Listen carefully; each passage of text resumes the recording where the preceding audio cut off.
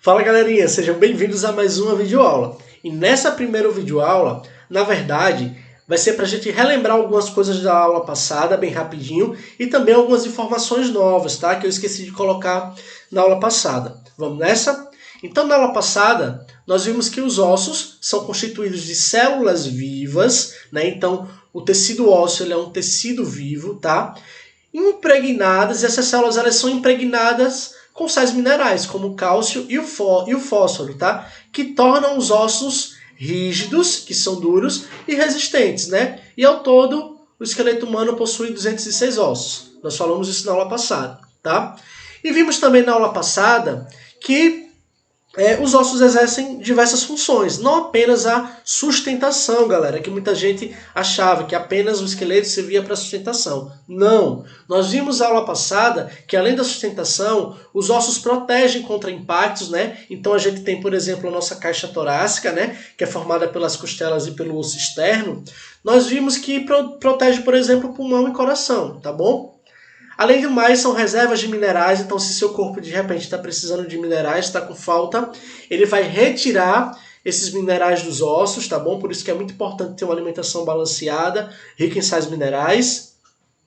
E vimos também que os ossos produzem células do sangue. Então, nos ossos longos aqui, por exemplo, o fêmur, existe a medula vermelha, tá? Que na medula vermelha existem células que produzem hemácias, tá? Que são responsáveis pelo transporte de oxigênio, leucócitos, que são responsáveis pela defesa do nosso organismo, e plaquetas, que são responsáveis pela coagulação sanguínea, tá? Então, nos ossos longos, como o fêmur, a gente tem essa medula vermelha, tá? Mas não apenas nos ossos longos, tá, galera? Por exemplo, aqui na região do osso da bacia, nós temos também a medula, né? Inclusive, quando a pessoa vai doar a medula é retirada do osso da bacia, tá, pessoal?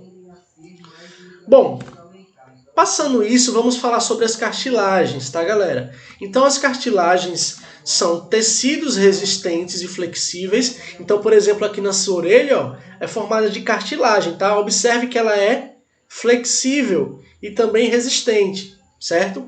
E esses tecidos, né, que são as cartilagens, são formadas principalmente por células que a gente chama de condrócitos, tá? E as cartilagens, galera, elas irão atuar em conjunto com os ossos, tá? Ou seja, ela vai revestir áreas em que os ossos entram em contato, o que vai reduzir o atrito entre eles, tá?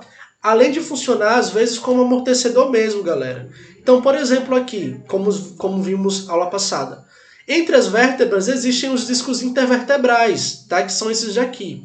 Esses discos intervertebrais, eles são formados de cartilagem e evita que uma vértebra encoste na outra, obviamente funcionando como um amortecedor, tá?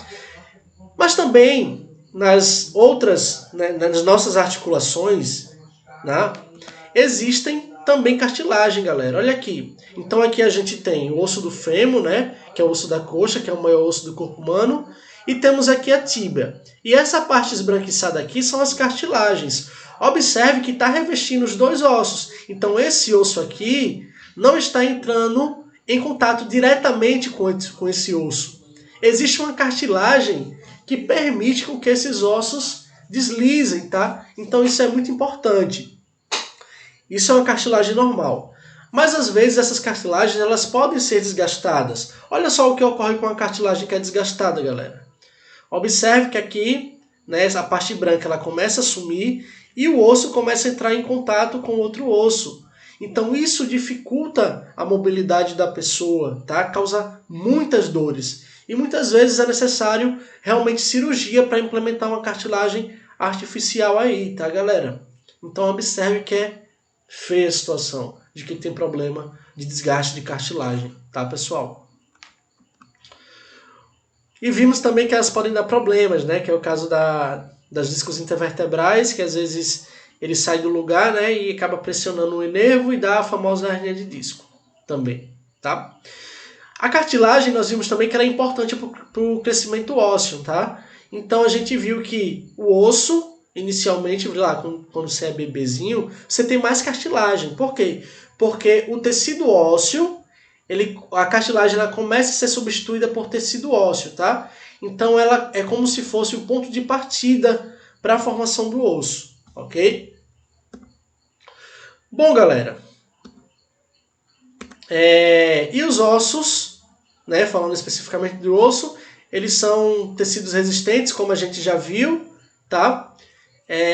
Formado de células denominadas de osteócitos, mas também existem minerais e proteínas, só relembrando, tá? Então, nos nossos ossos temos muito colágeno, tá? Que é um tipo de proteína. Bom, e os ossos, eles também são divididos em partes. Existem 3 partes: a epífise, a diáfise e o periósteo.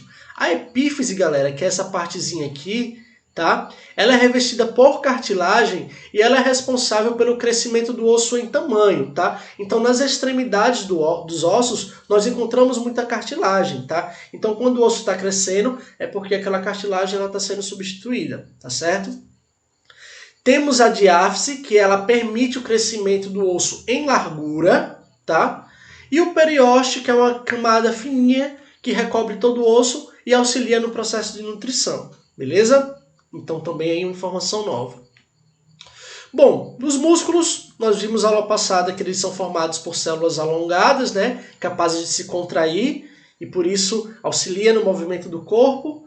Vimos que os músculos exercem 2 tipos de movimento, o involuntário, que não depende da nossa vontade, e o voluntário, que nós controlamos, né? No entanto, existem situações, né, onde a gente consegue ter os 2 tipos de movimentos: o involuntário e o voluntário. Por exemplo, o músculo da respiração, né, o diafragma.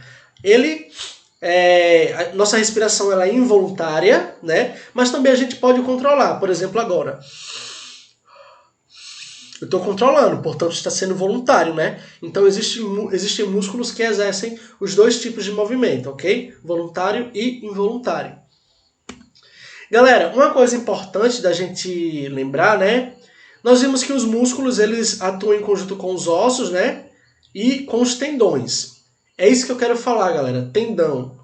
Tendão, atenção. O tendão ele liga o músculo ao osso, tá? Então, quando o músculo contrai, é o tendão que vai puxar o osso, beleza? Então, ó, observa aqui o músculo contraindo e o tendão puxando o osso, tá? Então, o que é tendão? Qual a função do tendão? O tendão liga músculo ao osso e é responsável pelo movimento, tá? Ele puxa o osso, beleza?